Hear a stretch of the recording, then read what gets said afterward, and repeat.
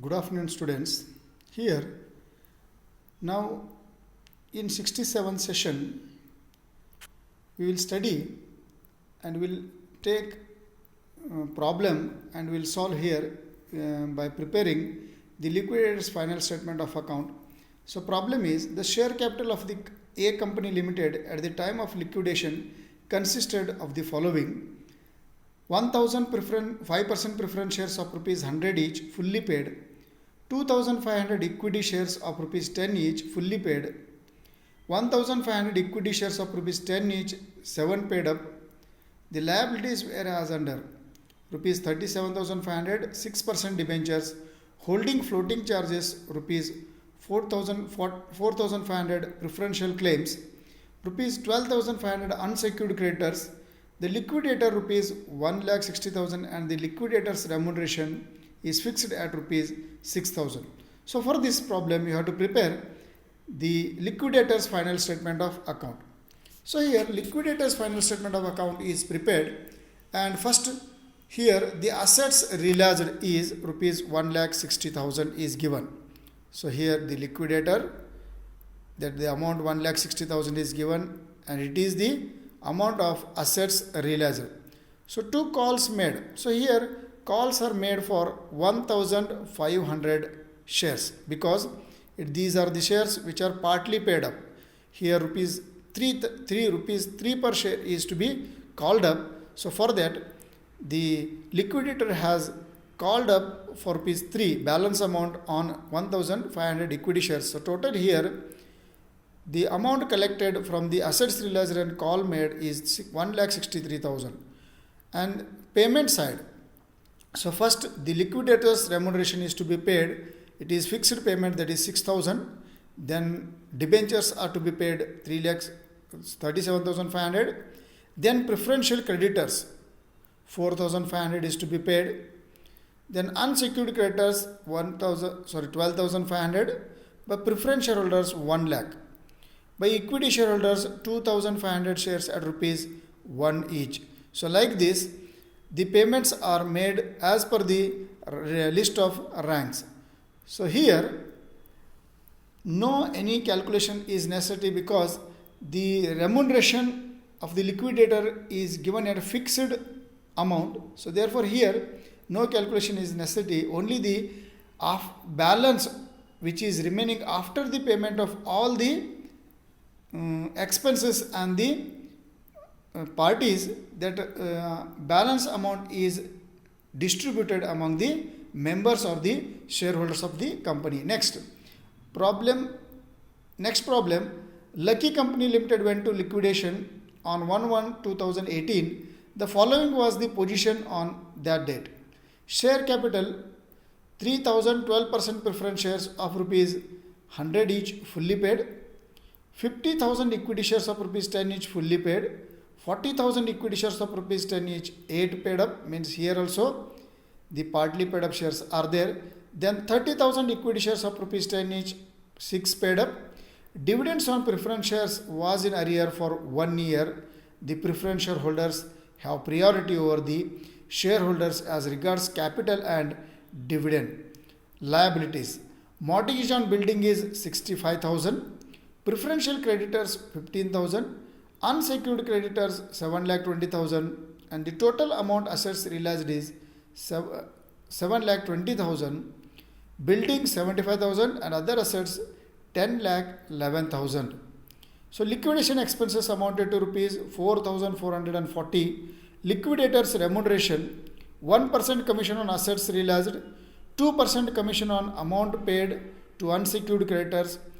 For this we have to prepare liquidator's final statement of account. So here we will see how the liquidator's final statement of account is prepared according to the given information. So here liquidator final statement of account.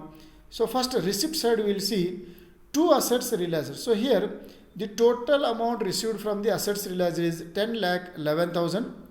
Then surplus from secured creditors. So surplus from secured creditors means here the building was realized for 75,000 and it is secured for 65,000. After realization it got surplus of rupees 10,000. So next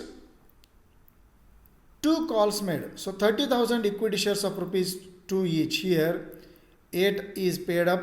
So therefore the liquidator has to make a call on 40,000 shares at rupees 2 per share, means 80,000. Here we are getting 60,000 rupees for 30,000 shares. Then 40 equity shares of rupees 1 each. So equity shares of rupees 1 each, that is 40,000, and 30,000 equity shares of rupees 1 each, 30,000. So total 11,51,000 is the amount collected available. By now we have to pay the expenses. First we have to pay liquidation expenses 4,440 by liquidator's remuneration. So 1% commission on assets realized here. So total assets realized is 10,86,000. On that 1% means 10,860. So 2% commission on unsecured creditors, that is 7,35,000. On 7,35,000, 2% is calculated 14,700. So total remuneration is 25,560. By preferential creditors 15,000. By unsecured creditors 7,20,000. By preference shareholders 3,36,000, and by the equity shareholders 5,000. So here some important notes are made here. So calls made on equity shares, total payment before equity share is 11,01,000. Here now the payments are to be made. So 4,440 is for liquidation expenses, then 25,560 for the remuneration to the liquidator, 15,000 for preferential creditors, 7,20,000 for unsecured creditors, and 3,36,000 is for preference shareholders. Now, so total payment is 10,21,000 and the shortage amount is 80,000. Here the amount required is 80,000 and the calls were made 30,000 equity shares at rupees 2 each, means 60,000. Now the shortage amount, after making call, the shortage amount is 20,000. So here afterwards call should be made on the equity shares, that is equally, who have been paid rupees 8. So who have been paid rupees 8. So 40,000 equity shares at rupees 1, 40,000. 30,000 equity shares at rupees 1, 30,000. So total amount collected is 70,000. So total amount available is 10,21,000, that is assets realized. For that we have to add calls made. So from 30,000 shares we collected 60,000, and for 40,000 shares 40,000, and 30,000 shares to add rupees 1 each, means 30,000. So total we have collected 1,30,000. So now the total amount is 11,51,000. Now we have to pay the total payment of 11,01,000. Now the amount remaining to the equity shareholder is 50,000. So that is distributed among the equity shareholders and it is to be shown in the liquidator's final statement. So next, another problem we will take. The position of Vishwa Limited in voluntary liquidation on 31/3/2018 was follows.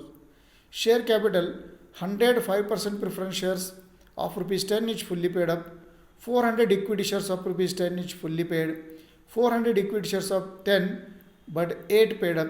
The cost of liquidation came into rupees 140. The creditors amounted to rupees 2,225 and the assets realized were rupees 3,740.